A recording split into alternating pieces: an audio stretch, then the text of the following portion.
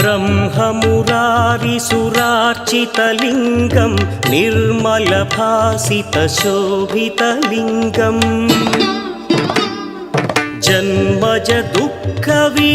जन्मजदुःखविनाशकलिङ्गं तत्प्रणमामि सदा शिवलिङ्गम् देवमुनिप्रवरार्चितलिङ्गं कामदहन करुणाकरलिङ्गम् रावणदर्पविनाशकलिङ्गं तत्प्रणमामि सदा शिवलिङ्गम्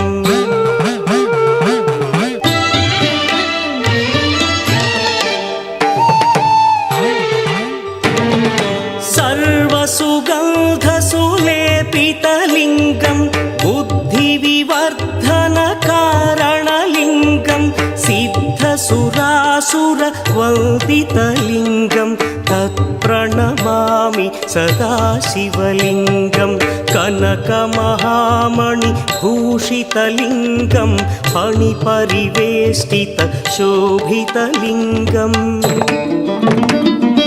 दक्षसुयज्ञविनाशकलिङ्गं तत्प्रणमामि सदा शिवलिङ्गम् कुङ्कुमचन्दनलेपितलिङ्गं पङ्कजहार सुशोभितलिङ्गम्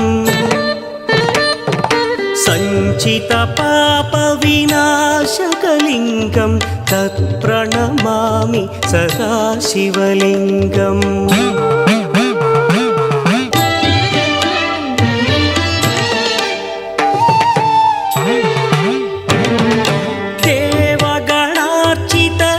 देवगणार्चितसेवितलिङ्गं भावैर्भक्तिभिरेव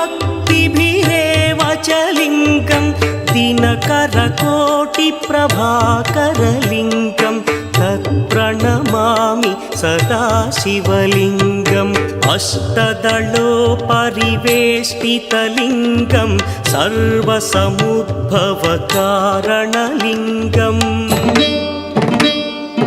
अष्टदरिद्रविनाशनलिङ्गं तत्प्रणमामि सदा शिवलिङ्गम्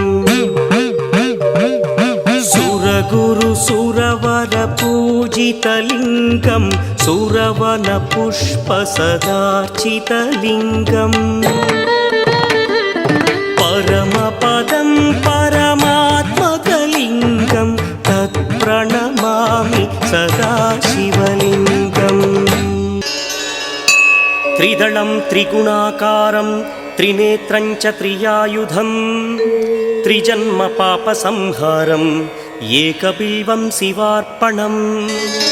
त्रिशाखैः बिल्वपत्रैश्च अच्छिद्रैः कोमलैः शुभैः तव पूजां करिष्यामि एकबिल्वं शिवार्पणम्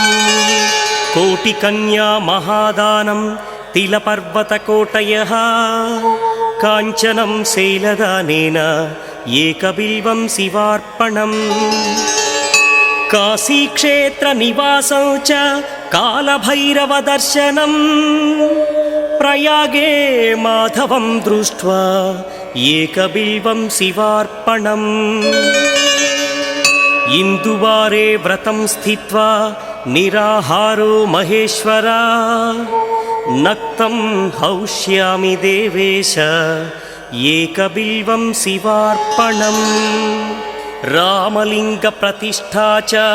वैवाहिककृतं तथा तटाकादि च सन्तानम् एकबिल्वं शिवार्पणम् अखण्डबिल्वपत्रं च आयुतं शिवपूजनं कृतं नाम सहस्रेण एकबिल्वं शिवार्पणम् उमया सह देवेश नन्दिवाहनमेव च भस्मलेपन सर्वाङ्गम् एकबिल्वं शिवार्पणम् सालग्रामेषु विप्राणां तटाकं दशकूपयो यज्ञकोटिसहस्रस्य एकबिल्वं शिवार्पणम् दन्तिकोटिसहस्रेषु अश्वमेधशतक्रतौ कोटिकन्या महादानम् एकबिल्वं शिवार्पणम् बिल्वानां दर्शनं पुण्यं